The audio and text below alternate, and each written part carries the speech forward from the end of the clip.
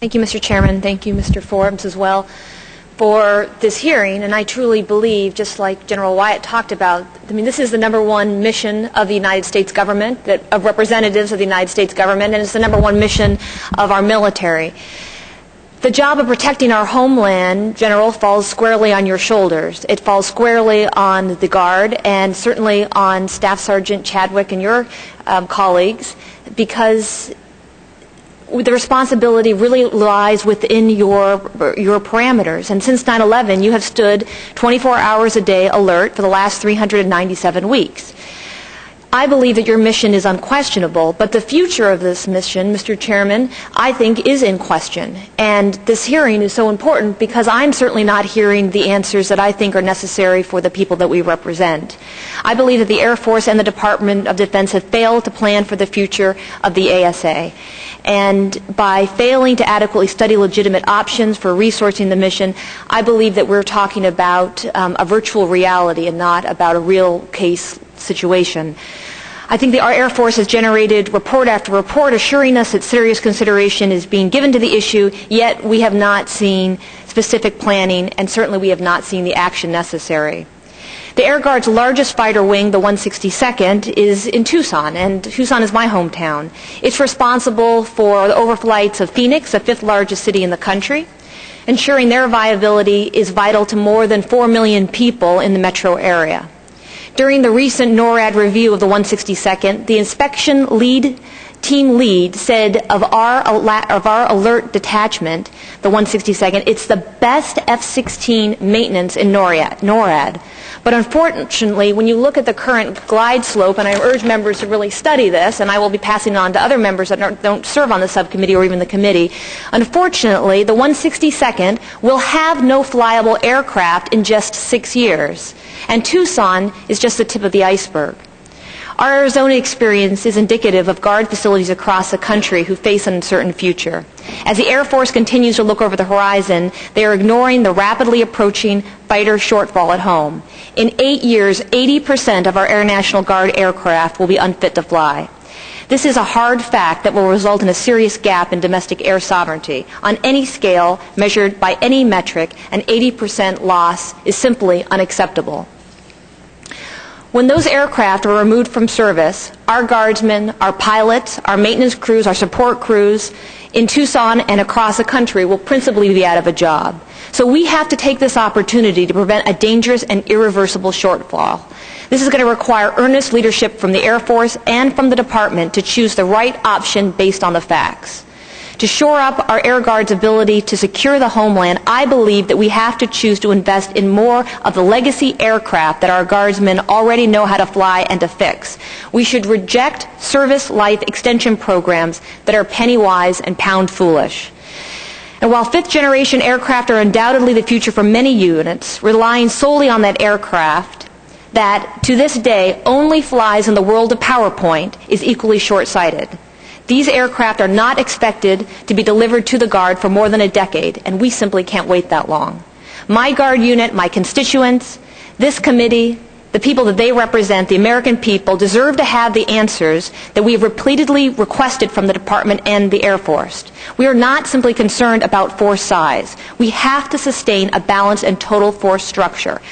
So with that, I have some questions for General Wyatt. Specifically, when you look at the chart showing that the fighter waterfall will hit the Air Guard over the next 8 years, can you please address the consequences of an 80% reduction in capability and its negative impact on our national military strategy? Yes, ma'am, I would be happy to, and thank you for the question. You're exactly correct. We have, of the 16 fighter units in the Air National Guard that are pulling alert, 11 of those are F-16 units. And of those 11, 8 are scheduled to reach the service life of their aircraft in the fiscal year 15 through 17 year period, Tucson being one of those. We have made some progress recently in working with Air Combat Command in addressing the recapitalization of those aging aircraft. We've not seen a flight plan yet for recapitalization that takes care of that problem. There have been statements made that the Air National Guard is written into the bed down of the F-22 and the F-35, and those statements are correct. But the timing of the bed down is what concerns me more than the numbers of the aircraft right now, because the only plan that I've seen that's been published to date has the Air National Guard getting into these weapon systems, as you say, about 10 years late to need. So we've been working with Air Combat Command to push forward or accelerate the fielding of the F-35 and F-22 into Air National Guard units early. And we're making some progress there. But the thing to consider is that the Air Force has other competing missions that they must weigh, and this goes back to my previous statement that as we weigh and balance the importance of all of these very important missions, I have a hard time understanding why defense of the homeland is not the number one and should be focused on for early capitalization. If the Air National Guard could get into the earlier fielding of these weapon systems, this problem would be solved. If it's not solved, then some other force will have to pick up that mission, and it detracts from the Navy's mission, the Marine Corps' mission, and the overseas fight that the United States Air Force has. So I share your concern, and that's one of the three main issues that I think the GAO report and this committee should rightly be interested in. Mr. Chairman, I know my time is up, but I would just like to emphasize that if we lose these guardsmen and guardswomen, we will not get them back. I mean, right now, we have a force that functions very well, highly trained, highly competent. Obviously, as we heard from Staff Sergeant Chardwick's biography, very committed to the cause, but I think that we are headed in the wrong direction by changing course and not supplying our units with what they need. Thank you so much. Thank you, Mr. Chairman, and thank you, Congressman Taylor. General Wyatt, given the Department's strategy in terms of closing the F-22 production line and reports of the Test and Evaluation Directorate, specifically for the delays in the Joint Strike Fighter program, can you please discuss in the limited time we have left the bridging strategy to continue to use the fourth-generation aircrafts until fifth-generation solutions are available to the Guard? I'll be happy to give it a shot, Congresswoman. The question is sometimes asked, what platform would be good for this mission, and I've recognized that we are in a physically constrained situation. I'm interested in capabilities. I'm interested in being able to do the mission. The Air National Guard is going to do this mission with whatever platform Congress decides is the appropriate platform, because after all, the Constitution provides that Congress raises and equips armies and air forces, and I appreciate that fact. I also appreciate the fact that sometimes what we would ideally like to have may not be affordable.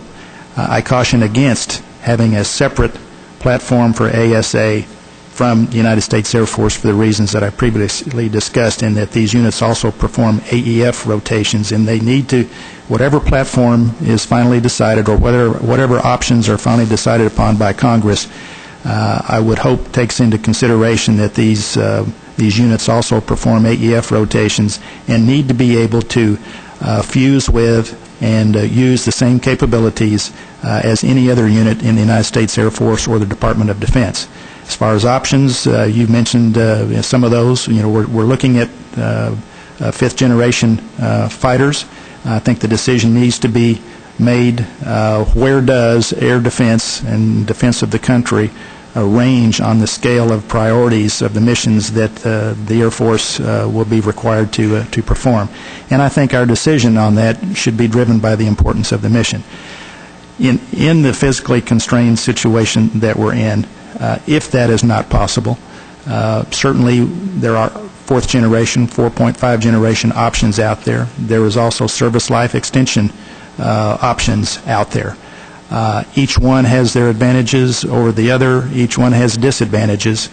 And I prefer not to, there are a lot of different scenarios that we can get into. What if this happens, or what if this happens? But my concern is that the capability is available for the country for the long term, and that it not end in FY15, 16, or 17.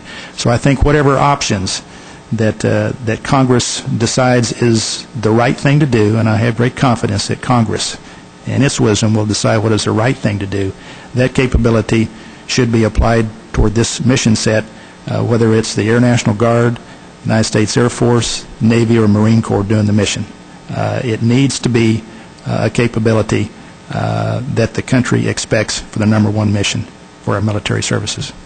General Wyatt, do you think upgraded models of fourth-generation aircraft like the Block 50 F-16s have the sufficient capability to conduct the ASA now and also for the years ahead? I think what you have to look at is the rising threats that we see out there with the maritime threat, with cruise missiles, with UAVs, whether they're sea-based launched or launched within our borders or without our borders, with some of the capabilities of weapons of mass destruction that can approach the United States from any sector. This mission, this defense, is a lot different than an offensive mission overseas, because if we have the option overseas, we decide the time and the place and the method and the weapon systems of choice. We don't have that luxury in defense of the United States. We have to be ready 24 hours a day, 365. We have to defend from all axes of attack. We have to use our imagination, if you will, to think of platforms that or capabilities that may be used to attack the United States. So as we try to answer that question, does fourth generation, 4.5 generation have the capabilities to provide the defense we need? We must first of all look and try to analyze what sort of threat we're talking about. AESA radar, I mentioned that in my opening statement, is extremely important because it is a leap in technology that allows us to meet some of those challenges that I just talked about. Again, if you consider, and I know cost is going to be a consideration, but if we are in a situation where Congress decides that we simply can't afford fifth-generation airplanes, then we need to take a look at the capabilities necessary to meet those threats that I just talked about, and whether that be fourth-generation, third-generation fighters, whatever is the best answer, looking at the whole problem, not just ASA, but our other continuing missions. Whatever answer Congress gives us will be what we use to defend the country in this number one mission. Thank you. My friend, Mr. Forbes. Thank you, Mr. Chairman.